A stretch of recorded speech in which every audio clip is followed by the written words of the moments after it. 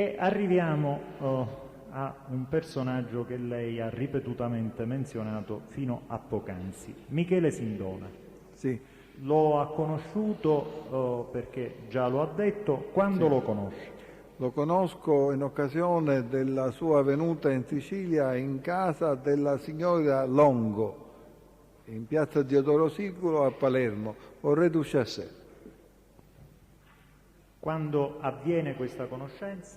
Avviene quando io, accompagnato dal Giacomino Vitale, mi recai in detta casa e fui messo a disposizione per ogni bisogno, così mi disse, e con mio sommo disdegno, perché eravamo in pieno agosto, per tutti i bisogni del signor Sindona, cioè accompagnarlo. Mi scusi un attimo, sì. prima di andare ai bisogni di Sindona. Agosto di che anno? 1979. Perché è in grado di collocare così bene nel tempo questa conoscenza? E perché poi l'anno dopo ho avuto la rottura con Stefano, per cui praticamente so benissimo collocarla, anche per una serie di cause che poi mi portarono a ricordarmelo per tutta la vita. Ho capito. Quindi agosto del 1979, Sì. Quando le viene presentato Sindona, quello è il primo momento in cui lei apprende della presenza di Sindona? No, quello è il momento proprio fisico, cioè la presentazione fisica. Quando è che lei aveva appreso? Io ho appreso della presenza di Sindona in Sicilia quando, dopo essermi eclissato, immediatamente dopo la 12 ore di Campobello, sono che stato... stamattina abbiamo visto, Presidente, 14-15. Per cui mi sono eclissato per Anzi, se siamo d'accordo, approfitterei per chiedere, è l'albo d'oro della gara, se possiamo produrlo come documento. Se la difesa non ha nulla da osservare. Va bene, lo ammettiamo allora. Grazie. Ci sono anch'io in quest'albo d'oro. Vada avanti. Prego. Non interessa se c'è lei o non c'è. Andiamo avanti. E nell'albo d'oro, per cui evidentemente sono stato fuori una ventina di giorni dopo, no, meno, una quindicina di giorni. Una quindicina di giorni dopo la 12 ore di Campobello, e dopo essere stato cercato e ricercato in tutti i modi e le maniere da parte del Barresi, mi recai all'hotel La Baia del Capitano, dove trovai... Dove si trova la Baia del Capitano? La Baia del Capitano si trova a Mazzaforno, Cefalù, che è una borgata di Cefalù, dove c'è questo albergo. E praticamente lì incontrai il Vitale, il Foderà e il Barresi, con le rispettive signore. Erano particolarmente euforici. Mi chiamarono a parte e mi dissero: ti comunichiamo. Prima mi rimproverarono perché ero sparito. Al solito tuo, quando c'è bisogno di te scompari. E ci dico perché? Perché prima di tutto ti comunichiamo che praticamente Sindona è qui con noi a Palermo. E poi tu dovevi recarti con Giacomino e Ciccio a prenderlo ad Atene. Giacomino e Ciccio chi sono? Sono Giacomino Vitale e Francesco Foderà. Praticamente mi dovevo recare con loro a prenderlo ad Atene. Era stata prevista un'eventualità, sempre per quello che loro mi raccontarono, che doveva essere prelevato con una barca di proprietà di Angelo Randazzo, dico barca per dire una barca di altura. Barca di altura come a vela, o a vela? A vela. Sì. Che praticamente era di proprietà di Angelo Randazzo. Questa barca ebbe un'avaria e restò al porto del Pireo, malgrado che poi Giacomino mi dice sì, avaria. Questo è scanto per l'avvocato Coppi, è paura questa, cioè mi disse che Angelo Randazzo aveva avuto paura a imbarcare Sindona. Comunque eviti l'accenno per l'avvocato Coppi. Prego.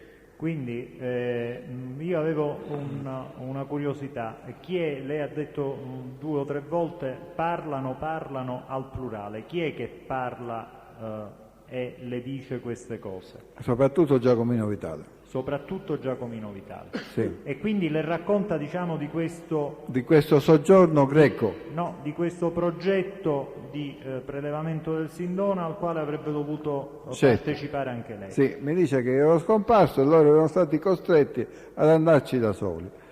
Prima erano stati all'hotel, all'Hilton di Atene e poi in un hotel del Pireo quando praticamente avevano avuto la certezza che l'Angelo Randazzo non voleva portare Sindona a causa dell'avaria in Sicilia. Poi mi raccontò che si erano imbarcati a Patrasso. Ecco, la cosa più importante invece cosa le racconta di quello che effettivamente fecero e chi lo fece. Praticamente è stato lui Giacomo Vitale, cioè, e Ciccio Foderà. E Ciccio Foderà che cosa fecero? Si imbarcarono a Patrasso, sì? E sbarcarono in Puglia e si affittarono una macchina e si sono diretti in Sicilia. Passarono da Catania, dove furono ospitati in albergo da Tano Graci, insieme ad altre persone conoscenti. Tano Graci è il Gaetano Graci, cavaliere del lavoro di Catania. E furono ospitati dove? In un albergo, non mi dissero quale. Sì. E poi praticamente un albergo mi pare che disse addirittura che era di proprietà del Graci. Poi mi dissero, non so se era di Catania o di Taormina, mi dissero poi che andarono a Caltanissetta. Dove, lo sa? Sì, sono andati a casa dell'avvocato Piazza, che io poi conoscevo, era un avvocato di Caltanissetta, veramente un avvocato di San Cataldo, di cui conoscevo la figlia, il nome Isabella. E il Piazza era massone? Sì, il Piazza era massone. Era massone. E poi praticamente fu portato a Palermo a casa della signora Longo, che era amica di Joseph Miceli Crimi, che era un medico originario anch'egli di Salerno. Quindi a casa della signora Piazza lei conosce Sindona. Ecco, vogliamo... a casa della signora Longo. Mi scusi, della signora Longo, in piazza Diodoro Siculo, lei conosce il Sindona. Chi glielo presenta? Forse lo ha già detto, ma me lo presenta Giacomo Vitale. E Siete voi due soli? No, praticamente c'era anche Stefano Bontade e mi pare Michele Barresi. Il mi pare? Mi pare perché non ne sono sicuro. Cioè questa volta è un forse. Non ne sono sicuro se c'era anche Michele o no. E il mi pare è riferito a Michele Barresi? A Michele Barresi. Quindi sicuramente c'erano Vitale, Stefano Bontade, Giacomo Vitale ed io. E lei. Poi entrò immediatamente, subito dopo, sia la signora che Miceli Crimi. Miceli Crimi fu in un certo senso allontanato di malo modo, in quanto diceva il Bontade che Miceli Crimi era una spia della CIA. Diceva che era una spia, presumibilmente della CIA. Per cui non si fidava molto del Miceli Crimi. Infatti tendeva sempre a lasciarlo al di fuori dei nostri discorsi. Quindi dico, questo lo diceva ovviamente in un ambiente riservato. Certo, non in ambiente chiaramente. No, dico non davanti al Miceli Crimi. No, chiaramente no. E lei aveva detto, e io poi avevo interrotto la sua risposta, sì, che fu messo a disposizione di Sindona. Sì. Che significa messo a disposizione? Cioè praticamente mi disse che dovevo stare proprio fermo lì a disposizione di Sindona, cioè se lui aveva bisogno di andare in un posto, di essere accompagnato in qualche posto, qualsiasi bisogno, qualsiasi cosa, dovevo stare lì a disposizione del Sindona, cosa che proprio per me fu uno shock in quel momento. Il soggetto chi è? Chi me lo disse? Il soggetto che glielo disse? Giacomo Vitale.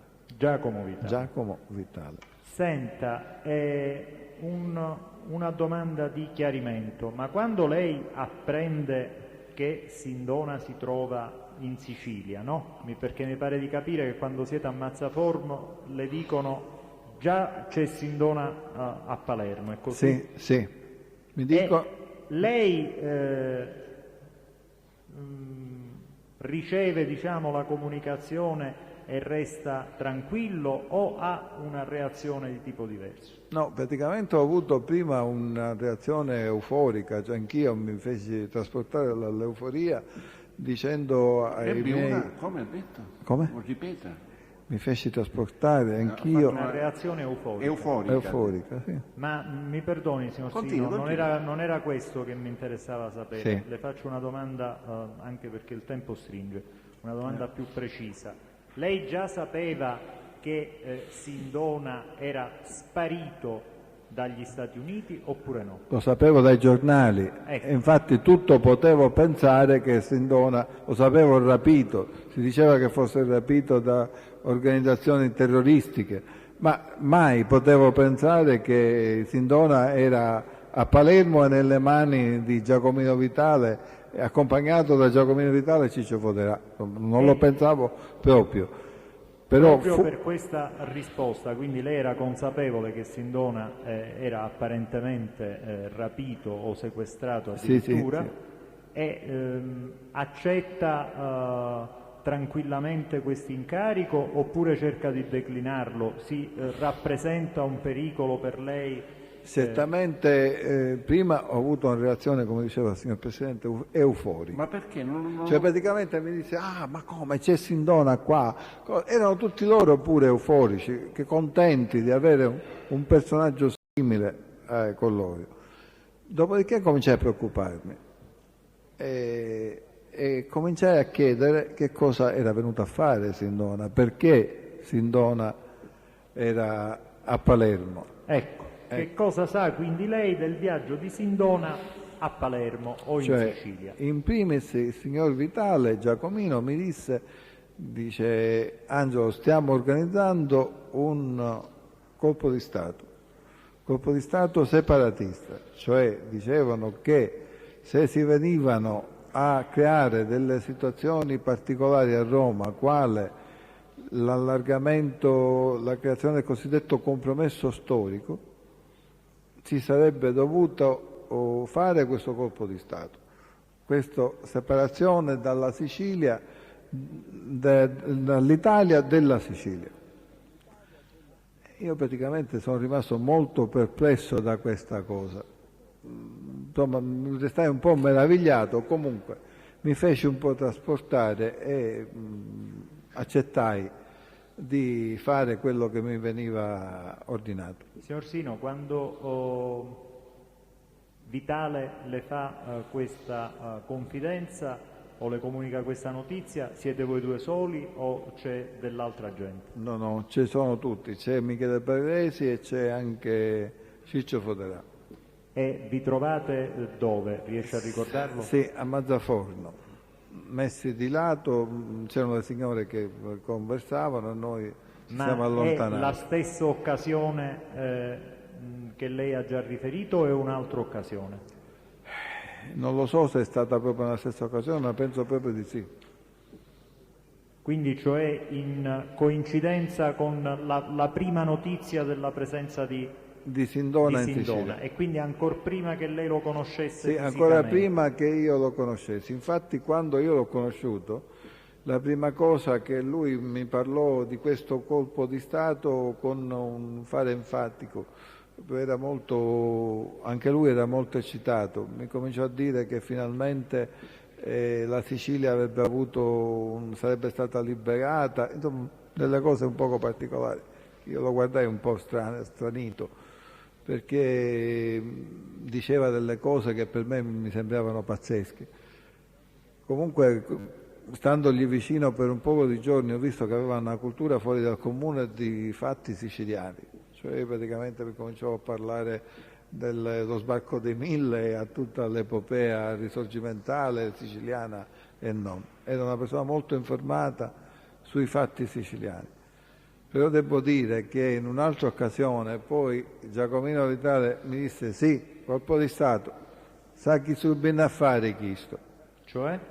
Cioè praticamente lui metteva in dubbio che la verità del Sindona, cioè quello che diceva il Sindona riguardo alla questione del colpo di Stato. Lui diceva che doveva avere degli altri fini reconditi. Mi scusi per seguire un attimo l'evoluzione. Questo dubbio Giacomo Vitale glielo manifesta quando? Intorno alla fine di agosto. Intorno alla fine di agosto. Sì, dopo quindi che noi forse non gliel'avevo chiesto e lo chiedo ora. Ecco, lei quando incontra il Sindona, se è in grado di collocarlo nel tempo? Seconda decade di agosto. Nella seconda decade di agosto, quindi sostanzialmente glielo manifesta quasi subito questo dubbio? Sì, diciamo sì. Praticamente me lo manifesta dopo la nostra gita, cioè il nostro viaggio a Gioia Tauro e a Montesoro. Ecco, ne vuole parlare di questo viaggio? Sì, praticamente Giacomino mi disse che dovevamo andare a Gioia Tauro. A Gioia Tauro abbiamo incontrato due personaggi, padre e figlio. Questi personaggi erano titolari di una televisione, mi pare che si chiamasse Hotel Tauro, Hotel Gioia Tauro. Uno di questi personaggi era Claudicante, ambedue so che sono stati uccisi nei primi anni '80. Questi due personaggi avevano titolari di questa televisione e dovevano mettersi a disposizione nostra. La prima cosa che abbiamo fatto, che ha fatto Giacomino Vitale, è quella di portare i saluti di Stefano Bontate e di Enzo Cafari a questo personaggio. Enzo Cafari è quello di stamattina? Sì, è sempre quello. E la questione del nostro viaggio, il motivo del nostro viaggio era di poter collocare in una montagna che c'era sopra Gioia Tauro e in un ripetitore di proprietà di questi signori un apparecchio, un lineare, che era praticamente un lineare. Che era che cosa? Era una cosa per accecare tutte le comunicazioni radio televisive tra l'Italia e la Sicilia. E come doveva avvenire o poteva avvenire questo? Cioè praticamente questo monte che c'è su Gioia Tauro è a specchio con Montesoro, che si trova in provincia di Messina tra San Fratello e Cesarò. Sì. E dove ci sono un sacco di antenne televisive e antenne di tutti i tipi e colori, anche radio, anche di antenne militari. E praticamente... Quindi... Scusi un attimo, mi scusi? Prego. Quanto prendo un attimo il fiato. Dica lei quando... finiamo questa cosa tra 10 minuti e non ce la faccio più, mi manca il fiato. Mi piace. Ho cercato di fare il possibile. Facciamo ancora altri 10 minuti e poi per stasera allora dicevo questo. Continui. Dicevo questo, che praticamente questa montagna a specchio con Montesoro dovevano accecare, non so con quali meccanismi, non so con quale tipo di cose, queste antenne. Dovevano fare in modo che non c'erano più contatti radio tra l'Italia e la Sicilia. E naturalmente il Vitale disse che se aveva un tecnico che poteva installare questa apparecchiatura che doveva fornire il Vitale, noi cioè. Il titolare della televisione disse che lo aveva, il Vitale gli disse che era di fiducia. Io rabbrividii quando il titolare della televisione disse che se non era di fiducia ce lo facevamo diventare, alias che era disposto pure ad ammazzarlo. Cioè che significava? Significava era che disposto... dopo aver installato questo apparecchio sarebbe stato ucciso. Ho capito. A maggiore sicurezza. Poi in effetti... Mi scusi, questo viaggio avviene quando? Diciamo che avviene prima della fine di agosto. Prima della fine di agosto. Sì, terza decada di agosto. Per collocare nel tempo, con riferimento ad altri atti dei quali già disponiamo nel fascicolo del dibattimento, Miceli Crimi in questo periodo è a Palermo o si è allontanato? Mi pare, non glielo so dire, comunque era un periodo antecedente alla venuta di Giovanni Gambino in Sicilia, di John Gambino. Di John Gambino. Giovanni Gambino. Perché Giovanni Gambino, come lo chiama lei, arriva... No, non era solo io che lo chiamavo così. Sì, evidentemente. Tutti lo chiamavano allora, come Giovanni lo chiamavate Gambino. voi, Giovanni Gambino quando arriva a Palermo? Ma nei primi di settembre, intorno a 6, 7, 8, non lo so, primi decadi di settembre. Nei primi di settembre. Questo viaggio è anteriore.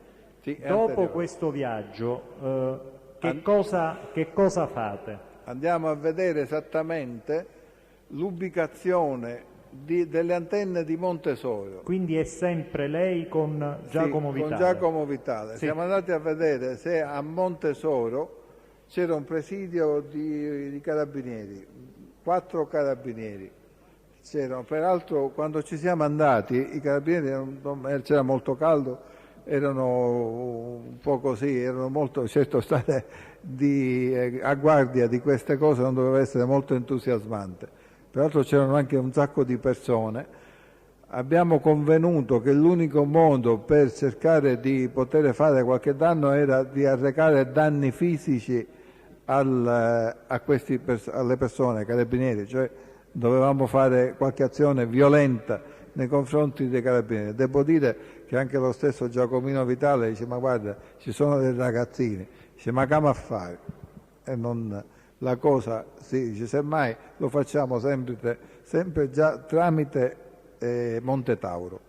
Quindi mi scusi, rispetto alla visita che fate in Calabria, sì. Questa seconda perlustrazione come si colloca? A distanza di quanto tempo? Pochi giorni.